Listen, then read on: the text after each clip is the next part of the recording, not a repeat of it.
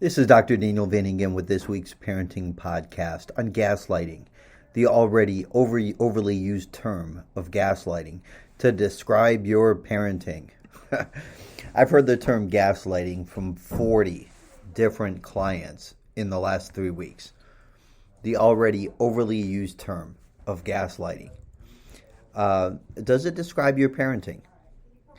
Look, gaslighting is a type of emotional abuse. Someone who is gaslighting will try to make a targeted person doubt their perception of reality. The gaslighter may convince the target that their memories are wrong or that they are overreacting to an event. Gaslighting is a tactic in which a person, in order to gain more power, makes a victim question their reality. So in the movie Gaslight, which is from 1944, a man manipulates his wife to the point where she thinks she is losing her mind. So, as you can imagine, it's a form of emotional abuse that's seen in abusive relationships. And it's a form of manipulation where a person is forced to question their thoughts, their memories, and the events that occurred around them. And, a victim of gaslighting can be pushed so far that they question their own sanity. Now, the important thing here to remember is that this behavior occurs in abusive relationships. The problem that we have now is the extreme overlap of terms and overgeneralization of concepts into everyday situations. So it's not just where one questions their own sanity. Soon gaslighting is everywhere. So the further we get from clear operational definitions of things, then what happens is we get terms that are used to be and that used to be saved for certain situations. They're now being applied to every situation or everyday situations. Let me give you an example. So a husband who argues with his wife about money also means a wife is arguing with her husband about money. Most likely, you have two people not listening, having difficulty summarizing the other person's point of view, and having difficulty reflecting on how the other person is feeling. So in therapy, the job of the counselor is to help this couple learn some of the following skills. So first, they learn how to make I statements, right? So if one partner says, "You make me so angry because you are always late," right? So an I statement might be, "I feel frustrated," or "I feel angry when we don't start dinner on time." So the first one, "You make me so angry because you are always late," or several problems in that statement. First of all, it's a you statement, right? There's blaming, significant blaming. And there's an overgeneralization. You are doing this all the time. Really, it's making you statements that is problematic. But good counselors teach couples the skill of making I statements. So I feel frustrated. That's sharing how I feel, right? It's being vulnerable with what's going on in my experience. And then instead of what sometimes couples do is they're learning this skill, they say, "I feel frustrated because you are always late." No, that's not going to work. Best to make a we statement, make it sort of like as a team. And, so I feel frustrated, or even I feel angry when we start dinner late. So there isn't blaming. It's expressing how you feel, how I feel. And it's I'm being vulnerable with what we as a team are doing. Making I statements can be really powerful. Another skill that can be developed are reflections. So reflections can include, it sounds like you're saying this, and then the person's point there is being paraphrased or even summarized. Or it sounds like you feel upset about your relationship with your sister-in-law. So that would be an example where I'm saying, I'm reflecting how you're feeling about what you're saying. am I hearing you correctly?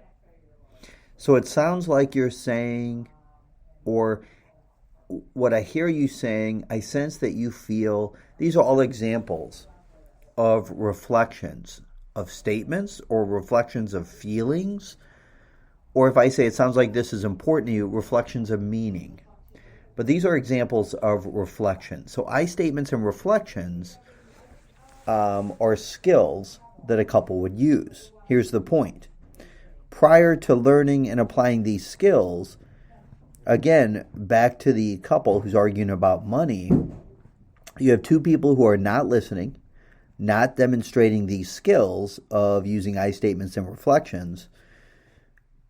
And in the past, this behavior used to be called stubbornness or pride or poor listening.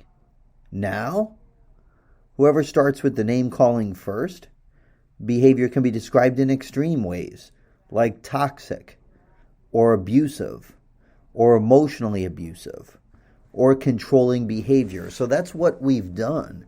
We've moved away from clear operational definitions of things, and now we have these strong terms. And I'm seeing this now with gaslighting. So, and to bring up my ongoing change series, one of the most common overgeneralizations spoken in this situation, like a couple arguing over money, you always do this, right? You have always been this way, or you will never change. So again, these would be mistakes. Now, people do change, and most likely they haven't always been this way. But back to gaslighting. Why am I bringing this up in the context of a parenting podcast? So I've heard over 40 clients, 40 individuals say to me in my psychology practice, just in the last 3 weeks, that so-and-so is gaslighting me. One of the fundamental goals of parenting is to teach personal responsibility. And one of the things that's coming up is the use of gaslighting when describing parents.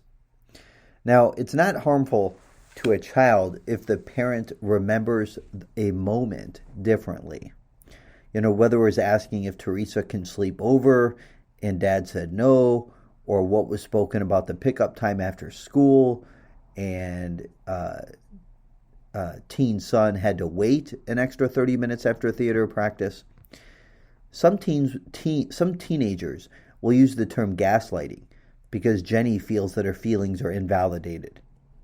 Look, if mom was busy with 2 pickups after soccer and volleyball practice, 2 phone calls, 1 to a plumber, 2 errands, 1 to get dinner, and somehow in the midst of this, she told her teen to stop pouting and start helping with cleaning up the van. Help out and clean up the van. This is not gaslighting, an invalidation of Kara's feelings. This is living life and teaching personal responsibility. Sometimes life doesn't allow for sitting down and processing feelings in the middle of a ton of decisions and stuff that we do as a family. Later at night at a family meeting or a one-on-one, we can talk about how you didn't like it when I said stop pouting and really express how you were feeling.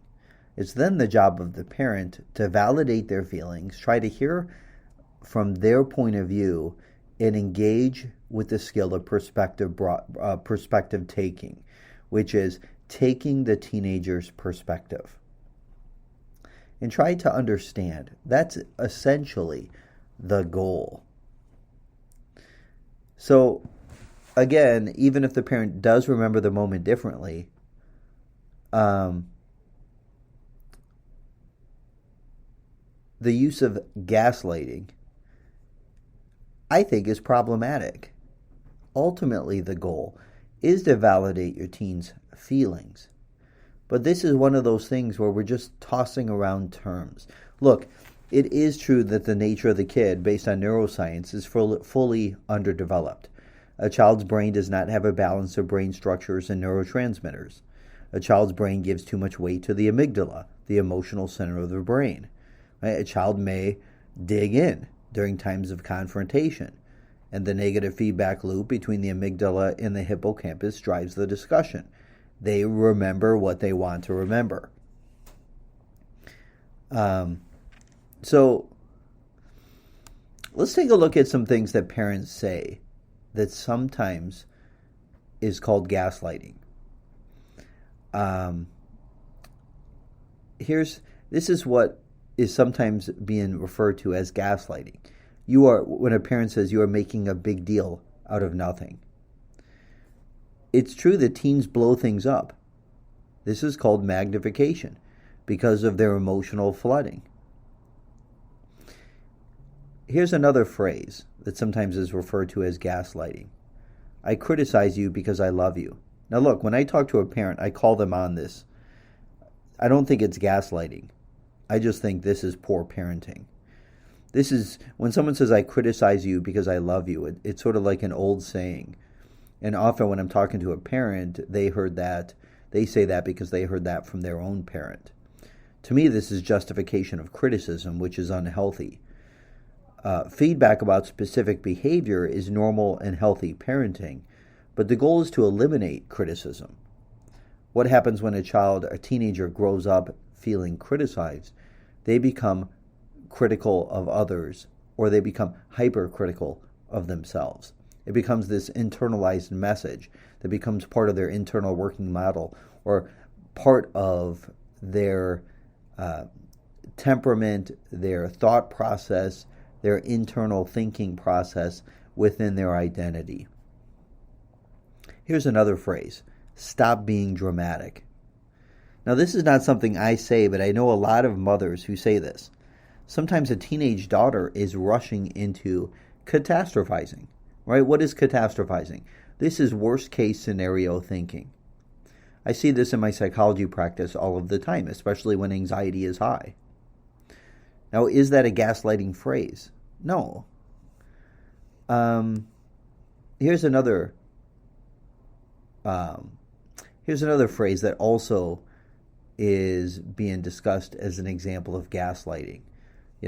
Look, you're hungry, you need to eat food. Or someone says, you're not cold, come on, you're doing just fine. Or you're tired, go to sleep. Well, you're tired, go to sleep is normal interactions. This is normal parenting. This is healthy parenting. Not everything needs a psychological concept. Not everything needs this new psychopathological term.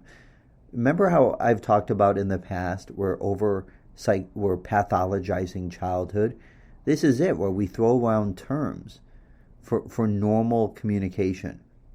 Now, telling someone you're not cold, look, I agree that this is ridiculous and maybe even dysfunctional at a very small level. Look, I used to have a grandfather who would say I wasn't cold after I said I was cold. He simply had a hard time believing another was cold when he wasn't cold. It was a simple misunderstanding based on thermodynamics. He was heavier, more likely to be warmer, and get colder at a slower rate than a person with a smaller body. His way of saying you aren't cold was just a reflection of his misunderstanding of changes in body temperature. It's not a big deal. But now we have an entirely new concept. But look, this is not gaslighting. A lot of these things are normal parenting. So, an overly used term of gaslighting is certainly out there for parenting. What is the most important thing here? The goal of parenting, especially with teenagers, is perspective taking. And if we definitely want to validate feelings, but we do want to help them define reality in a healthy way, even if it doesn't match ours. We do want to take perspective.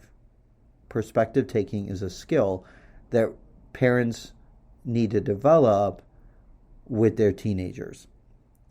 We also don't want to overly pathologize childhood or parenting by using these constructs to describe every normal communication and behavior.